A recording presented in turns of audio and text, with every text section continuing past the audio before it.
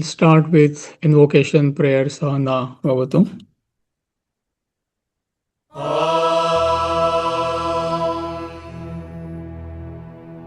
सहना भवतु सहनौ भुनक्तु सह वीर्यङ्करवावहै तेजस्विनावधीतमस्तु मा विद्विषावहै ॐ शान्ति शान्ति शान्तिः. So, welcome all of you to this new study class starting from today. So, we'll be studying Swamiji's book called Governing Business and Relationships. So, that's the title of the book. And before we get into the systematic study of the book, you need to understand how does this book or where does this book fit into your study of the scriptures? Where does it fit into your sadhana? Sadhana means your spiritual practice. See, traditionally, knowledge of Vedanta, the knowledge of scriptures, was taught systematically in a Gurukula system. Gurukula system is nothing but a regular school where the knowledge of Vedanta is nothing but knowledge of life and living. It was taught along with other subjects systematically.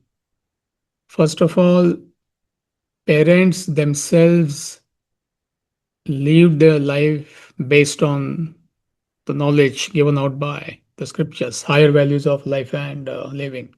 So that itself had that impact on the children. Secondly, when children were young, their grandmothers or great grandmothers, parents, they told them the stories with a moral. Because that time the intellect is not developed. I'm sure many of you have gone through that experience, or you can recall. Even in America, I believe it is the same thing. Elderly people gave the wisdom of the land or whatever.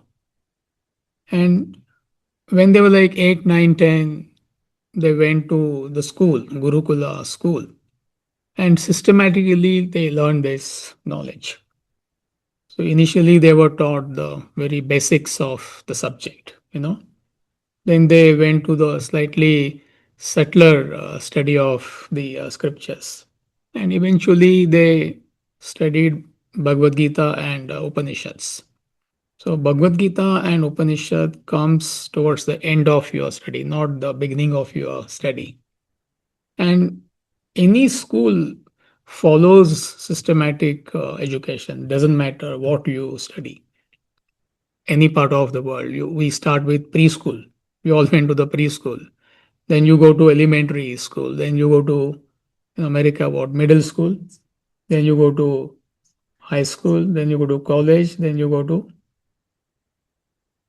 post-graduation. Then you do a PhD. This is how it proceeds. Any systematic knowledge. Bhagavad Gita and Upanishads, they assume you already know the basics. You get the point. And a lot of people, I'm talking about sincere sadhaks, sincere seekers, they straight away go into the study of Bhagavad Gita and Upanishads because the tradition has been lost. Nobody is taught this knowledge in a Gurukula system. We don't approach it systematically. If at all you bump into this knowledge, it could be at the age of 20, 25, 30, and straight away you plunge into Gita and Upanishads. I'm talking about those who are genuine and sincere. And like I said, Gita and Upanishad is graduation or a post-graduation level, and it assumes that you already know the basics. So that is why a lot of sincere sadhaks meaning seekers, they struggle in spite of being sincere because their basics are not clear. So they struggle with the very basics of the Vedanta philosophy, the scriptures. That is the reason Swamiji wrote four books before we study Bhagavad Gita and Upanishads. So we start our study with the book called The Fall of the Human Intellect. See, this is the main message in any scripture, whether you study Gita, whether you study Bible, whether you study Quran. Everybody is talking about you have to conquer your mind. If you conquer the mind, you conquer the whole world. And how do you conquer the mind? Only by having a powerful intellect. So therefore, all faiths they compare mind to a devil, something like like negative, like Satan or Shaitan or something. So therefore, we start our study of Vedanta, the scriptures, with this book, The Fall of the Human Intellect. We need to understand that our intellect has fallen and we have to strengthen our intellect, which is called as buddhi. But Bhagavad Gita is not going to explain to us what is intellect all about. They just make a statement, buddhi nashat pranashyati. If you lose your intellect, you lose everything. But then how is it going to help you and me? So the entire book talks about the intellect. What is it? What happens when you lose the intellect? How to strengthen your intellect? And all of many of you have gone through that book. Then Swamiji wrote a book called as Holocaust of Attachment. See, again, all scriptures they talk about attachment. But the problem with you and me is we are attached to every aspect of the world, every object and being of the world. So, how can your personality get a lift? You may be sincere, you may be genuine, but problem with us is we are so possessive, we are so attached, we are so entangled in any aspect of the world. So there is no way your personality can get that lift to plunge into the study of the scriptures and find out what is your ultimate mission in life all about. So that's the reason Swamiji highlighted that aspect of sadhana, spiritual practice, that what is attachment and how to overcome that attachment. Then the third book he wrote is which we are going to study, governing business and relationships. So I'll talk about it in detail. So what this book is going to tell us is how to manage your career and how to manage your relationships. It's an extremely important aspect of anybody's life. You want success. You want success without stress. Also, you want to know how to manage relationships at home, at work, anywhere. So if you cannot do that, I mean, how can you think of your ultimate mission in life? It's not possible. So therefore, governing business and relationships highlights that aspect of our life, our career, and our relationships. And then, of course, the main book is Vedanta Treatise, the Eternities, which is nothing but the gist of all the philosophies in the world. So any person who masters Vedanta Treatise, he or she will understand all the scriptures in the world. So that is the ultimate.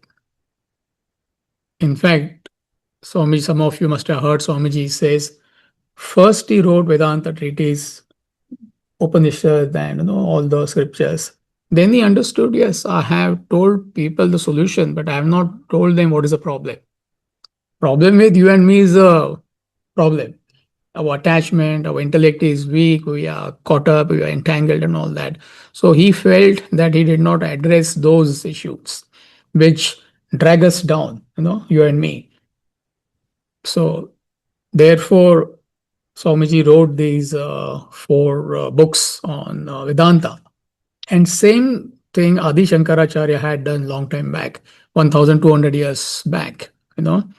So he wrote books like Bhajagovindam, Atma Bodha, Tattva Bodha, and incidentally, these two books we study, Bhajagovindam and Atma Bodha. So Bhajagovindam tells us the need to study this knowledge. And Shankara does in his own style. He does not mince his words. Every verse, every word is like a Muhammad Ali is hitting you, or Mike Tyson is hitting you. That's the power. He's supposed to knock us out so that we will start questioning, hey, or what happened, why did he see, why is he so harsh to me, or whatever. Atma Bodha is nothing but a concept of God. So any person who studies that book, at least it removes the misunderstanding of the concept of God. If you don't understand, it's okay. At least you should not misunderstand. And there's a lot of blind faith and all sorts of things happening. People don't know what supreme reality is. And then again, Adi Shankaracharya wrote a book called as Tattva Bodha, where he explains to us simple terms what is gross body, what is subtle body, what are three states of consciousness, what is panchakoshas. So Bhagavad Gita Upanishad is not going to explain all these things to you. So therefore, masters at different times in history, they felt the need to educate the humanity on the basics of Vedanta so that we can take sincerely to the study of the scriptures. So these books, they prepare us to launch into the study of the actual scriptures. And when your basics become clear, when you study these books, your basics become clear, you are able to apply this knowledge in your day-to-day life. That is extremely important. See, otherwise there is misalignment. People may talk high.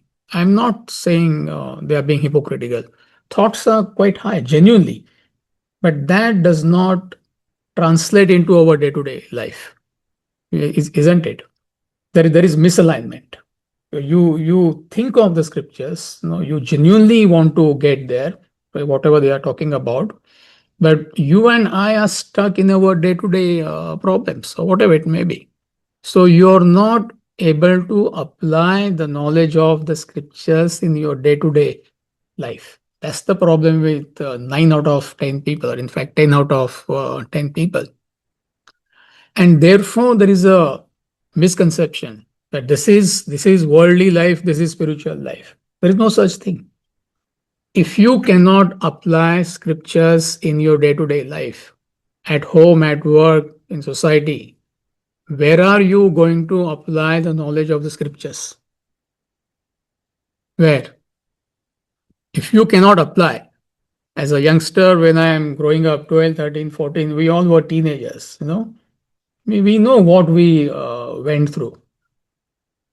If you cannot apply the knowledge at that age to get that clarity, if you cannot apply the knowledge when you're in 20s, when you start a family, when you start a career, when you face challenges of life and all that, then when are you going to apply the knowledge of the scriptures in your life?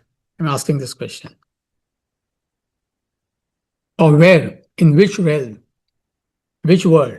Where are you going to apply this knowledge? Some imaginary world? So that's the misconception people have, because they don't understand that knowledge of Vedanta, knowledge of scriptures is meant for our day-to-day living. And only when you address your day-to-day life, your relationships, your finances, your career, everything, then only you become relatively calm, contemplative, and that's the time you can start thinking about what's my ultimate mission in life. So there is no such thing called as this is spiritual life, this is worldly life. Your every life is spiritual life. Otherwise, no life is spiritual life. You may be in the spiritual field, but totally worldly.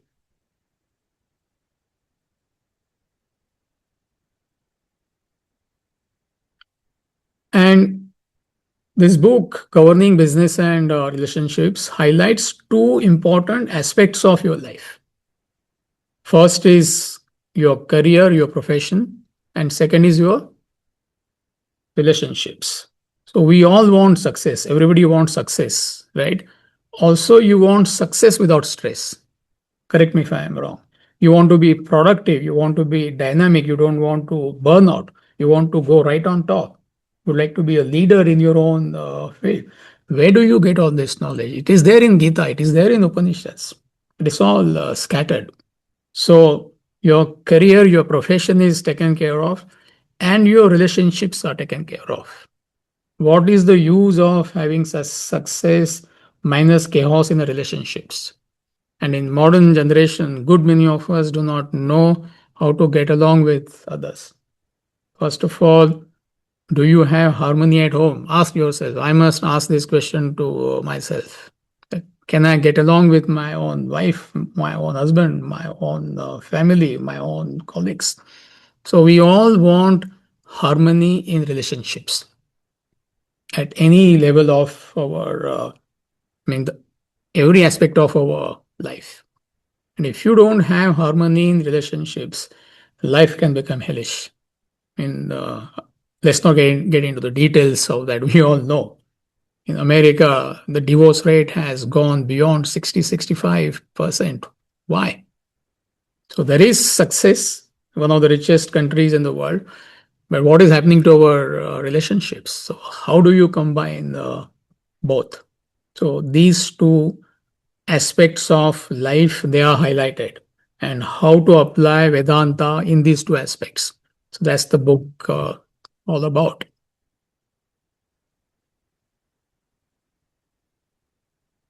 And another important point is what Swamiji is giving us is pre-digested knowledge of Vedanta.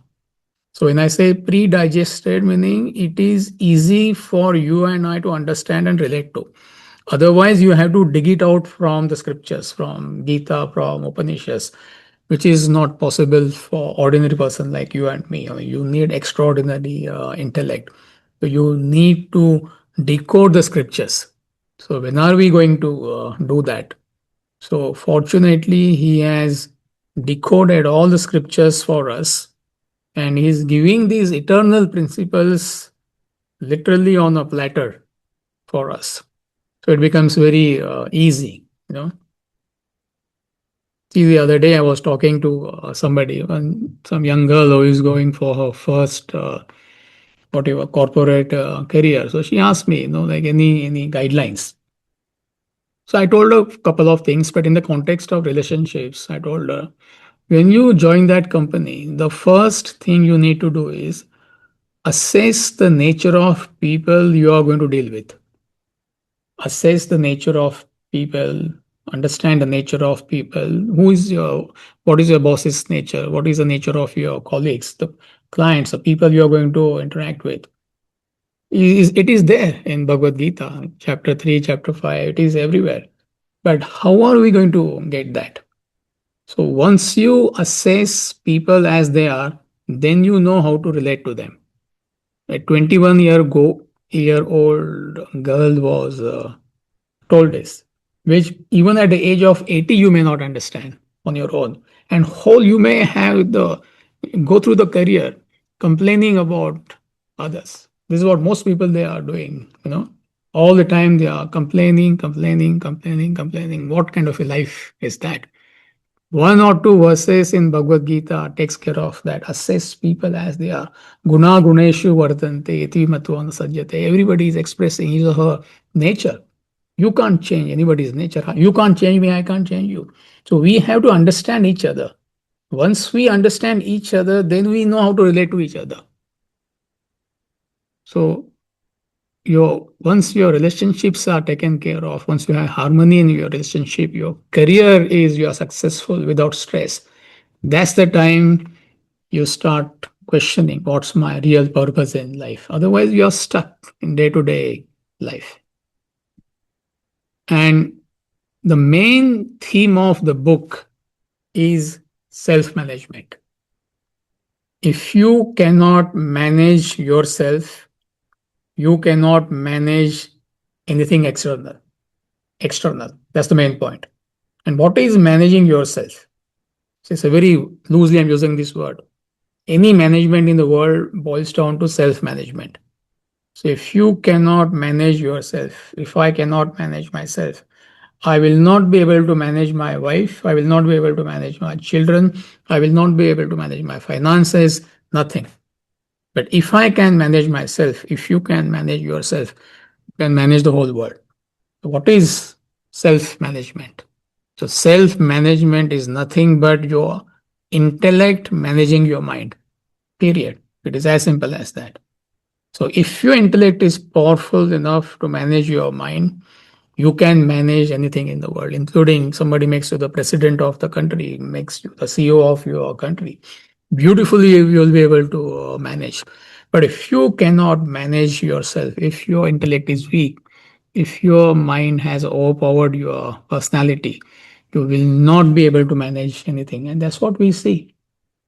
Some people, their relationships are in absolute chaos, and genuinely they believe that there is something wrong with the world. Husband will blame the wife will blame the husband, you will blame your colleagues, you will blame your children, you will blame the political environment in the country, everybody except yourself. Nothing to do with the external world. It is how you manage yourself. So that theme the book highlights, that any management is nothing but what? Self management. And what is self management? It is your intellect which is managing your mind.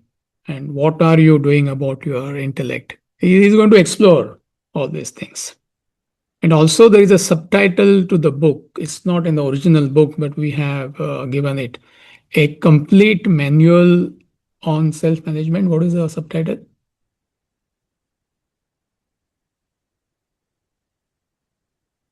I only wrote that, but I forgot now. Complete manual. What is it? Complete manual for self-management. A complete manual for self management, this book. So, why we are saying complete? Somebody should ask this question. Why are you saying it is complete? Self management part we understood. It is intellect which is managing the mind. That's only the beginning of actual self management. But the true self management lies when you go into the subtler level of your personality. See, it is mind which controls the body, because the mind is subtler than the body. So, what controls the mind? What is subtler than the mind? Is intellect. So, it's the intellect which controls the mind. What controls the intellect? The self, the Atman, the God principle. So, once you hit the self, or once you start putting efforts to reach that state, you become completely objective in whatever you do in life. So, therefore, we are saying it is complete self management. It's a manual for complete self management.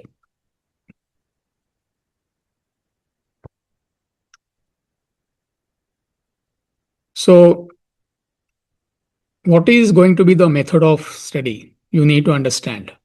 So, what we'll be doing is we'll read a paragraph or a two, or maybe a topic or a two from the book every session, and we'll try to understand the main points.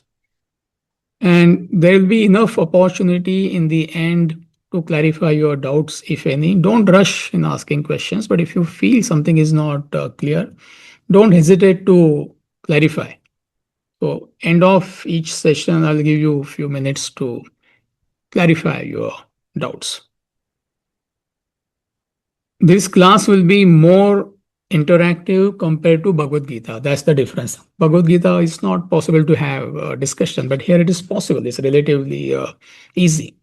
So, on an average, once in 6 or 7 weeks, there will be a discussion session. So, I will give you maybe 4 or 5 questions, and all of you will have a discussion amongst yourselves under the supervision of a group monitor. And you will benefit immensely if you participate in our small group discussions, which is every Thursdays. This is the book. You can participate. It's easy. I understand Gita Upanishad may not be that easy to begin with, but this book, the topics are so light, so practical. So if you want to get maximum out of this book, you can participate in our Thursday small group discussions, which is every Thursday from 7 to 8 p.m. Correct?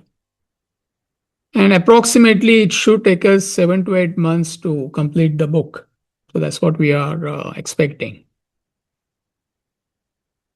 So that is about the method of study. Now, there are 11 chapters in the book. So can you project the PowerPoint? So those who have the book, you will need a book. And there is a link on Amazon. You can get hold of the book. There are soft copies available. That is, if you are planning to attend. If you are just trying it out for a day or two for a few sessions, then hold on. But ultimately, you will need a book. So there are 11 chapters in the book, and each chapter is divided into topic. So there are 46 topics in these 11 chapters. So the first chapter is called as the structure of management, manager and managing. Manager, the word manager is used to mean individual, and managing the subject object relationship. So we'll discuss about it. Second chapter is called the role of the intellect. So what is intellect? How to develop intellect? The difference between intellect versus intelligence, acquisition, enjoyment, the human temperament. So there are 4 or 5 topics. And topic chapter 3 is called as life in focus.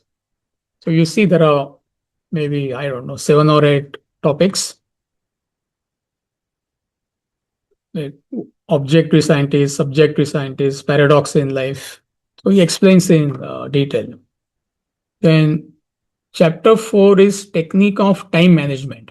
What is time management? I mean, there is no such thing called actually time management. How can you manage time? Everybody has 24 hours. Again, it boils down to self-management. Your intellect managing your mind. He explains that in detail.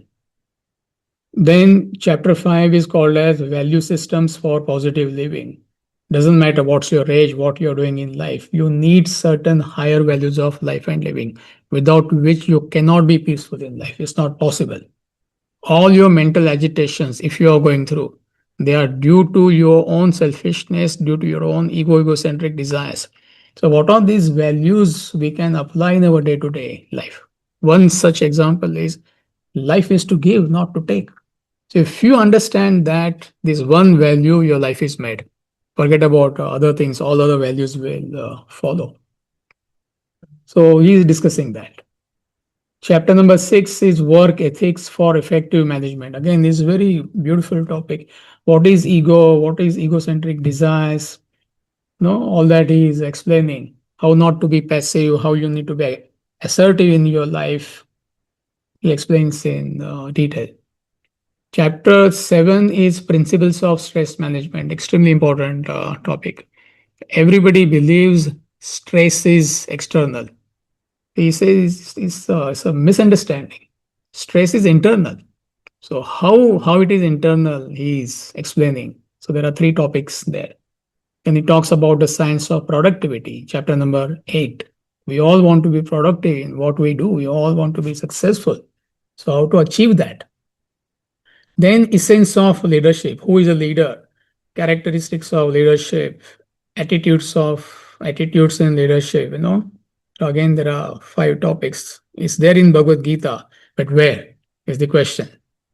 So on a platter, he is giving it to us, All we need to do is just eat it. It's a buffet.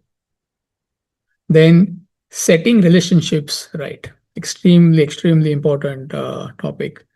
Because problem for you and me is more, it starts here, Productivity and all that is okay. We all want to be successful. But what's the point if relationships are in a mess? So it's in-depth analysis of how to get that harmony in relationships. And then the ultimate management. So therefore, we said it's a complete manual on self-management. So what is that hierarchy in management? Gain identity with the self, the Godhead in you. Attain supreme state of self-realization. So that's the mission of every human being. So that's the last topic.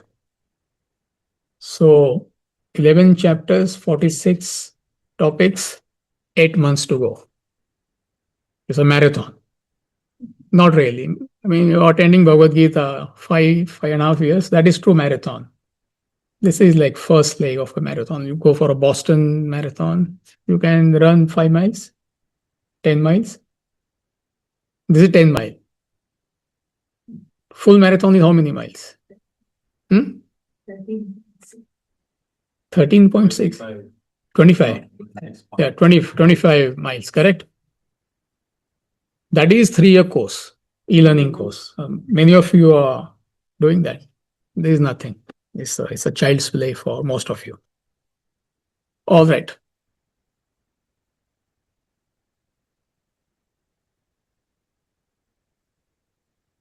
So are we clear about the method of study and whatever I mentioned just now? Okay. So we'll start with the preface of the book. And Charu is going to read the first paragraph. So just read the first paragraph, Charu. Preface. All the problems that people encounter with their business and relationships converge to one rudimentary problem.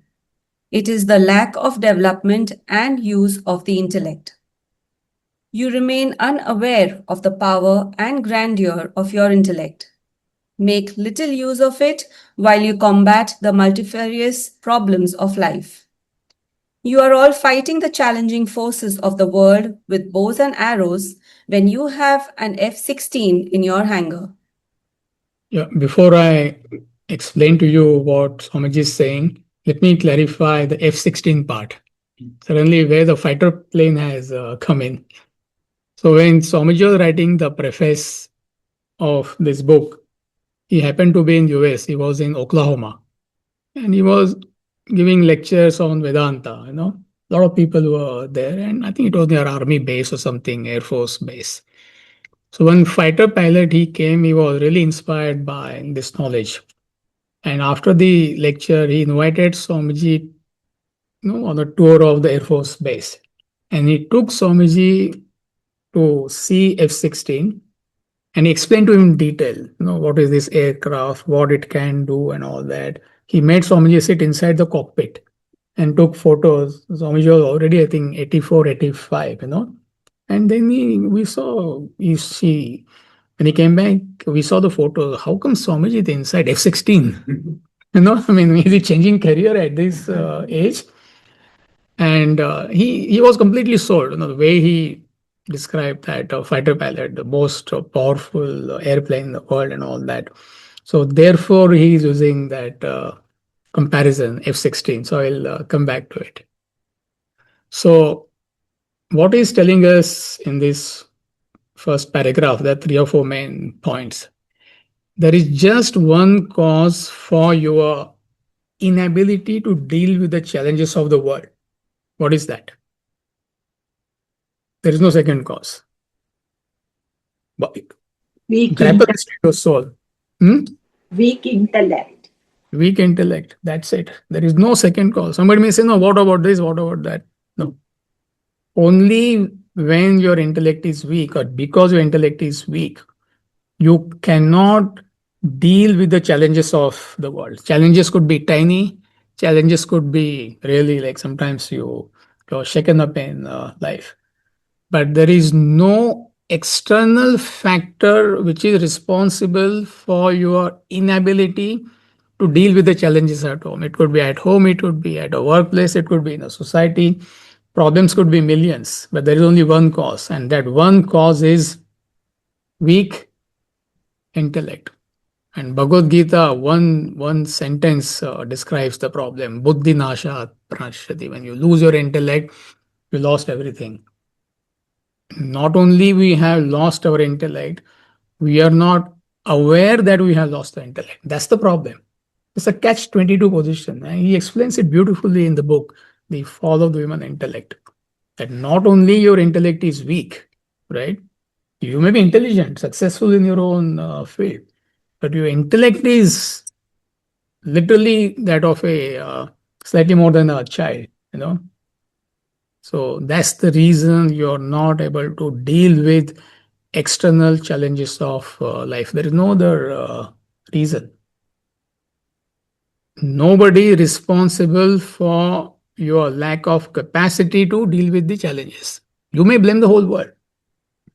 See, just to share this experience, I don't like to give personal examples, but personally, it helped me quite a lot. So therefore, I am sharing this example with you. If you feel it is useful, take it. So in 2018, I lost my wife. And some of you know her, Rucha. Nice, cute girl. She was like any other wife. Cute she was, Right? Very loving, affectionate. And when she got cancer, I mean, I had to send her to India because alone, what can I do? So when she died, I was in USA and just I went. And within 3 days, Swamiji was coming here with his all Jing Bang, and so many events were there, seminar, public lectures by Sunandaji and all that. And I got exactly 2 days. I came here, and within 2 or 3 days, the whole event was starting. And I managed it quite well. In fact, that year we got maximum people for seminar and even Sunandaji's lectures. And after the event was there, we having a meal with Swamiji. I just made a statement. Yeah, Swamiji, I was quite overwhelmed, but still I could manage the whole thing. So anybody would expect he will come and hug me, pat you on the back and all that. To which he said, I mean, I don't understand you. What is the connection? I mean, I lost Rucha just last week, So what's the connection of losing your wife 1 week back and you being overwhelmed?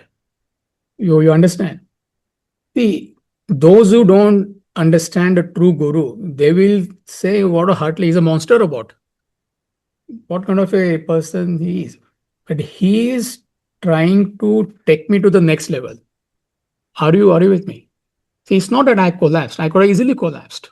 And there were people who were trying to convince me, Amit, cancel the lectures, cancel the event, Like, I'm well-meaning people. I said, no, it's a challenge and I want to, let's see what happens. Worst case scenario, the event will be a flop show. It's okay, The reason I can justify, whatever. Incidentally, the event was very, very successful. But that little bit, I mean, naturally you will, not naturally, you will go through that certain emotions and, anybody would go through that. So maybe I was at this level, for argument's sake. Swamiji is trying to take me to this level. So that proves the point. There is no connection between what is happening to you and your inability to deal with that. So it is my own weak intellect due to which whatever that is not 100% developed, only enlightened person can claim that. So whatever that lack of strength I had in my intellect, due to which I felt overwhelmed. Are you with me? If intellect is perfectly developed, there is no way you will be overwhelmed by this. So it may sound like an extreme example, but it is not. I mean, personally, I have gone through that, and many of you have seen that. So do not blame what? What? For what? Your inability to deal with the challenges of life. It is your own weak intellect. So you have to be aware of that. That's the whole message. So not only our intellect is weak, we are not aware it is weak, and we have to develop it. And you can, truly speaking, develop that only when you are 14, 15, 16. It's not that you can't develop it right now. What are you doing here otherwise? But at that age, it's very easy. Because once you cross 18, 19, 20, that ego comes. You know who I am, how successful I am, see my house, see my achievements, which is great. Why not? But that ego prevents you from developing your intellect. And it's actually speaking, is nothing but all intelligence. You have knowledge of a particular subject, you use that knowledge and you acquire X amount of success, which is fine. But your intellect is not developed. But when you're a child, relatively when you're young, 14, 15, 16, 17, it's easy because that ego is not yet developed. And when intellect is weak, you cannot reason, you cannot analyze what is happening to you. So to deal with any problem, any challenge, what you need is a logic and reason of the intellect. That's what intellect does. It analyzes, it understands, it weighs pros and cons, it tries to find out, hey, what's happening. Simple example is relationships. If there is a conflict between A and B, you take it from me, 99.99% of the times, actually there is no issue. Actually, there is no issue. I'm not talking about extreme. Extreme is like if you're married to a monster. Nobody's married to a monster. Maybe one in a billion. Like, where every day you come home, your husband beats you, or wife beats you. Extreme every day. I'm not talking about that. None of us are getting beaten up by our spouses. I presume so. So there's no monster in my life or your life. In 9 out of 10 cases, it is inability to find out what's happening. There's a conflict, let's say. There are differences. So to resolve that conflict, what is required? If A is having a conflict with B, how would you approach it with logic and reason is my question. You need an intellect for that. So my question is, how do you apply that intellect in that case? Understand the nature of the participants. Mm-hmm. Good, very good. What else? See, I'm trying to explain to you from a practical point of view. Otherwise, you can make statements and get away. If there is a conflict between A and B, could be husband and wife, between two friends, between colleagues, between two nations, same principle applies. What is it which is required to deal with that conflict? So you need your Communication. saying, but then how you apply that is the question. Communication. Good. Understand and logically analyze the situation with the communication. Good. Start All the correct answers. Start with where the problem starts with yourself. Analyze yourself first before even going to the other person. Good. Very good. So all the correct answers. What you need is a dialogue. A and B, they have to sit with each other and find out, hey, why there is a conflict? Why are we getting into arguments or whatever? But for that, you need intellect. When mind takes over, what? A says something, B reacts immediately. B says something, A reacts immediately. And by the time you hear a mountain of misunderstanding, based on absolutely nothing. And that's what Shakespeare highlights in that play, Romeo and Juliet. I'm not getting into details. I mean, there are two warring parties, Caprino and whatever. I'll tell you next week. There's a fight. Two armies are marching and there's a fight. And two people dead here, 10 people injured there. And then there is a investigation that, hey, how did the fight break out? And then they find out that one person was biting his thumb. He said, did you bite your thumb? Yes, sir, I beat my thumb, sir, but not at him, sir. What a statement. Yes, I bit my thumb. But the other person thought that he is biting, showing whatever to me. And they got into argument. There was a sword fight and few people dead.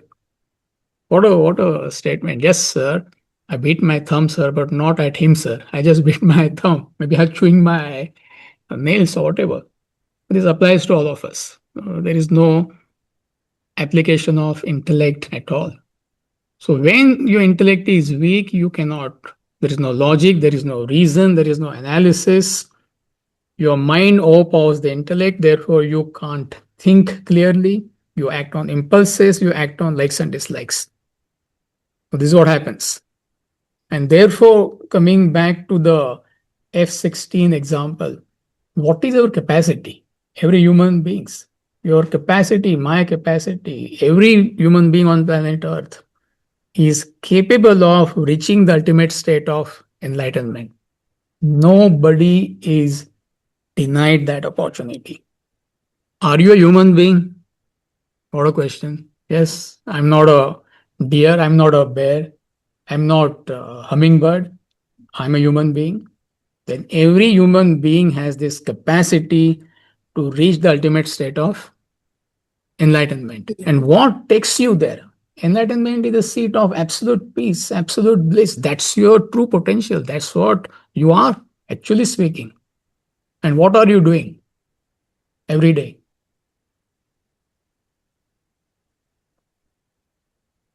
Fighting with my wife. So for what? Should we go to Chinese restaurant or should we go to Mexican restaurant?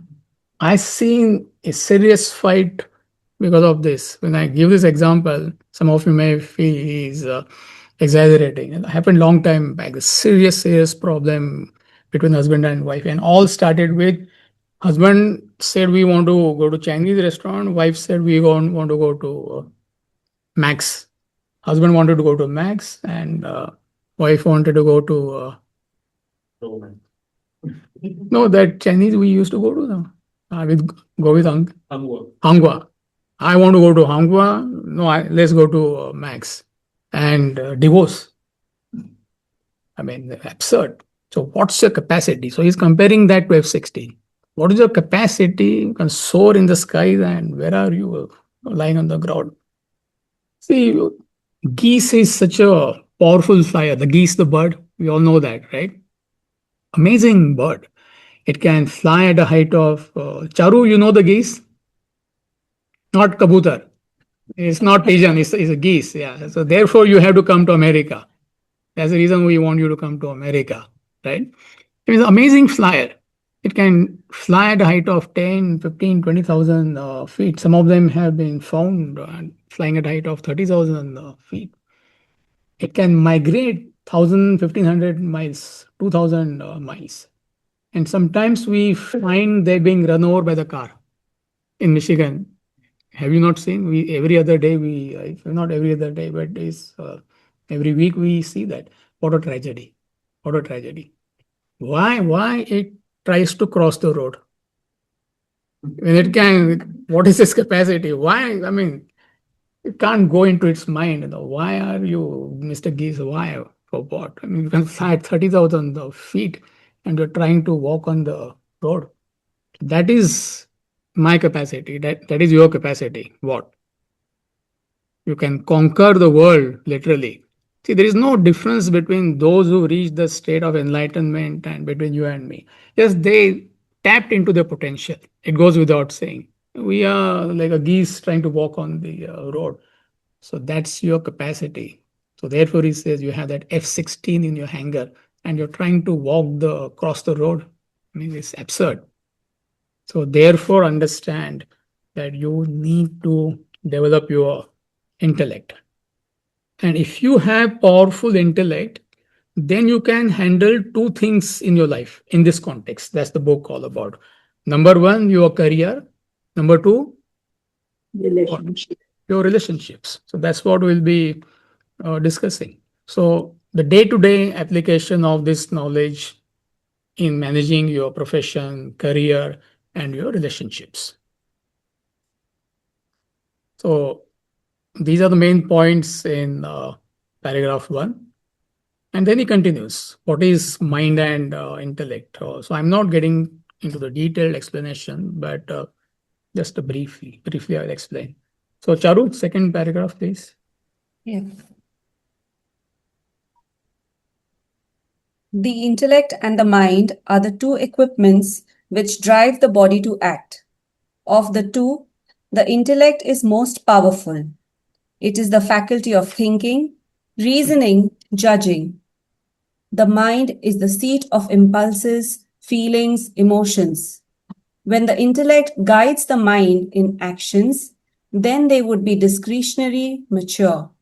And when the mind overpowers the intellect, the actions would be impulsive, immature.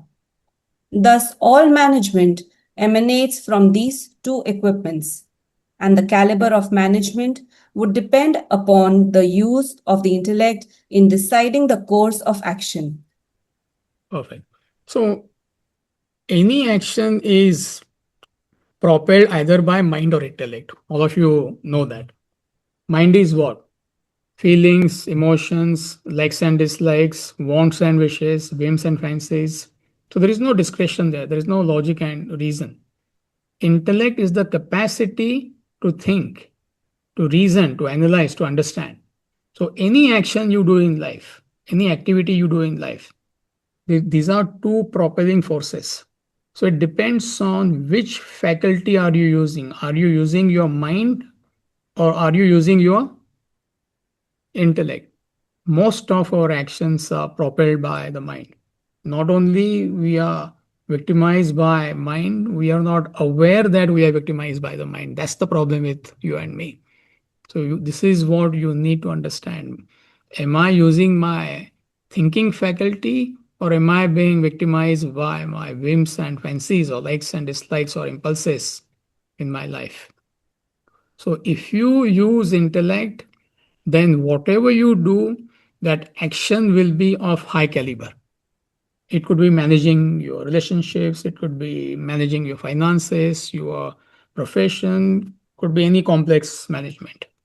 How you manage your school exams. So many youngsters they come and oh my god, there's a exam coming. How should I do? How should I manage? It's nothing but your intellect managing your mind. So right from the early age, from the age of 12 and 13, you have to know this difference. What is guiding my life? Is it intellect or is it the mind? So every parent they have to educate their children on this. Other education is secondary. Even if you don't give it to them, doesn't matter. Somehow they will get it on their own. So he explains what happens when your actions are backed by the intellect. All of you are familiar. Nobody is a beginner here. So I'm not explaining in detail. But if something is not clear, you can discuss it in small group discussions. And since most people, most of the times, they are acting on the mind, you see absolute chaos around us. First of all, at home, relationships. Partners can't get along with each other, parent, children issues, work, there is chaos. Why there is chaos? Because mind has overpowered the personality, and hardly anybody is aware of this. See, it may sound repetitive. Some of you must be wondering, mind, intellect, what is it? Can we not get somewhere else? This is the micro skill. If you develop this micro skill, the entire knowledge of the scriptures will follow. But it hinges on just one aspect. What is that one aspect? Therefore, I'm using the word micro skill, right? If you master that micro skill, everything will come.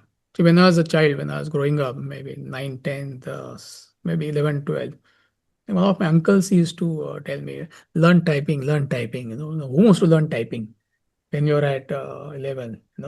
And I wish I had listened to him that time.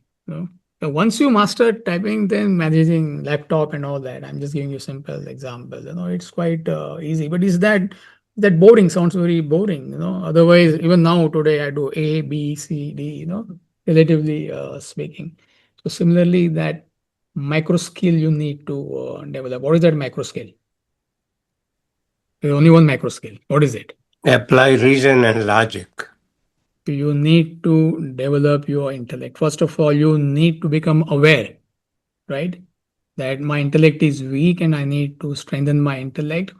So if you try to develop this micro skill, all facets of life will be taken care of.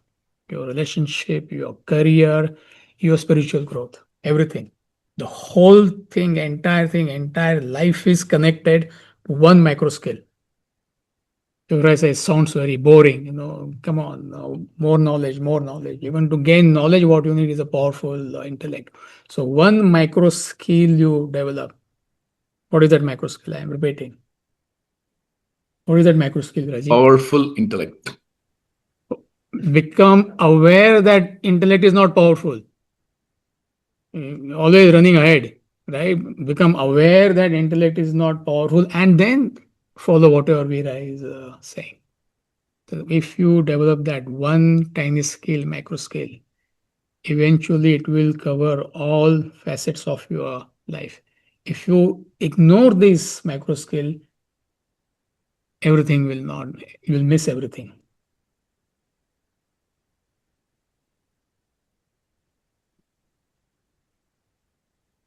And then he continues. So we'll continue next week. The world today lacks the awareness of the intellect. So he explains how world is lacking that awareness. And what's happening in life, what's happening in the corporate sector, what's happening in the religious field. There is chaos because of intellect is weak. And then he concludes with the distinction between gross intellect and subtle intellect. So, gross intellect you use in your day to day life, subtle intellect takes you to the state of enlightenment. But if gross intellect is weak, if you can't manage your day to day life, how can you think of your spiritual growth? So, I will catch you when you are fresh next week. So, again, I repeat, I would strongly recommend attending Thursday small group discussions. I mean, it is absolute must to master this book, to discuss it amongst yourself, because each line we discussed here is a topic in itself, and you can go really deep, which we can't discuss beyond a point.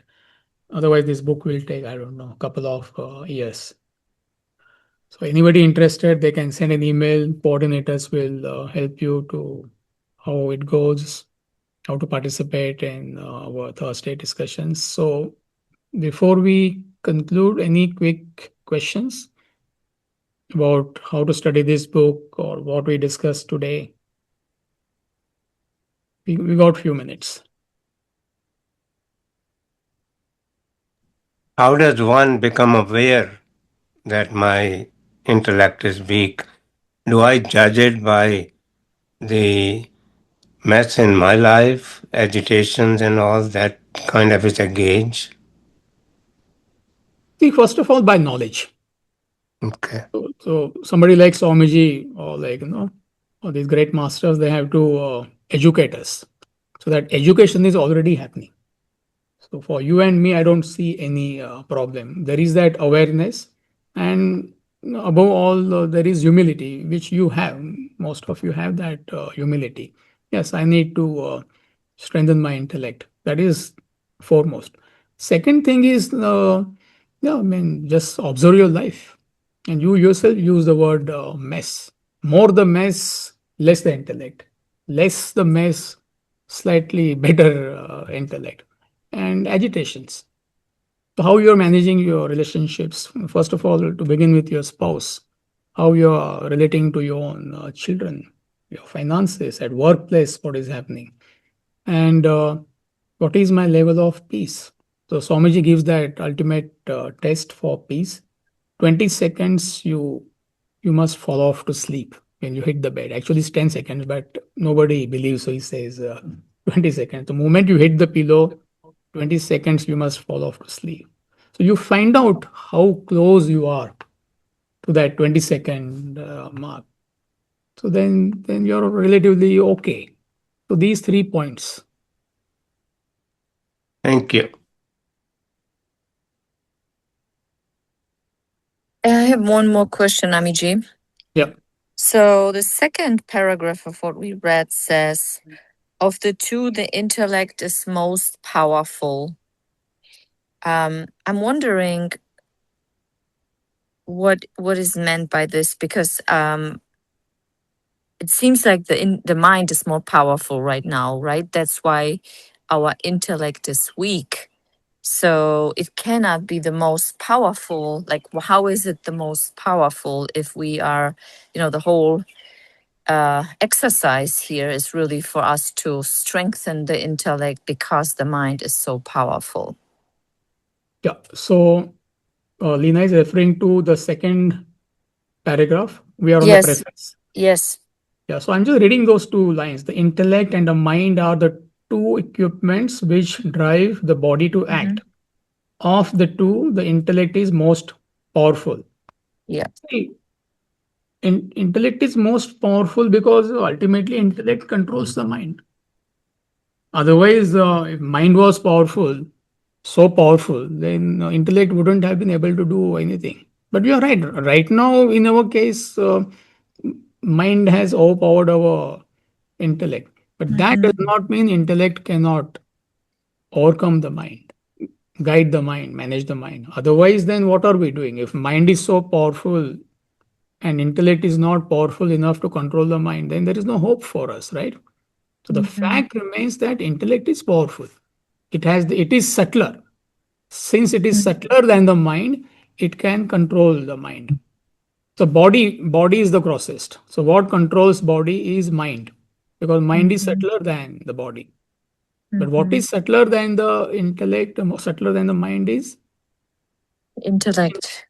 so therefore it controls the mind. So as you develop your intellect, you will find that your mind is coming under control.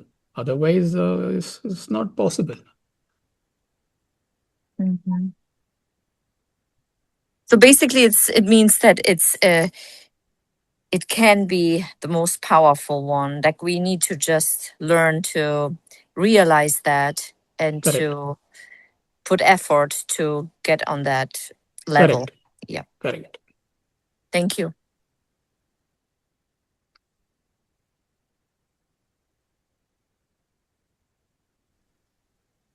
Can I say one thing?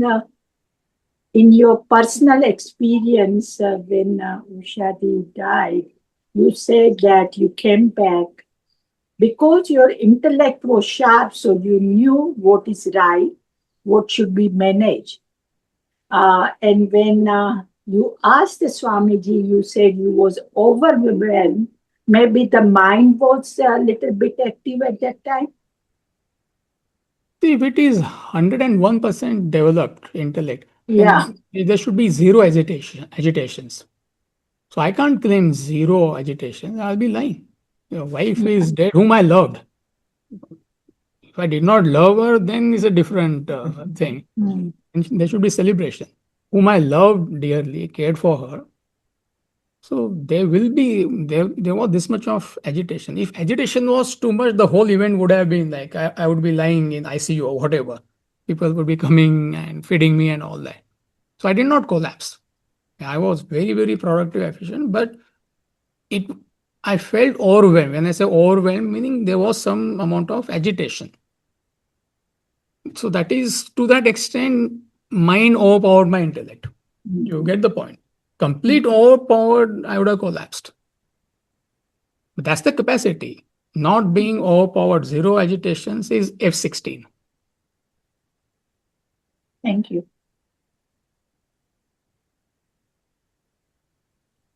So are we okay? All right. So have a wonderful Sunday and see you next week. Thank you, Amit. Thank you. Thank you, Amit. Thank you. Thank you, Amit. Bye.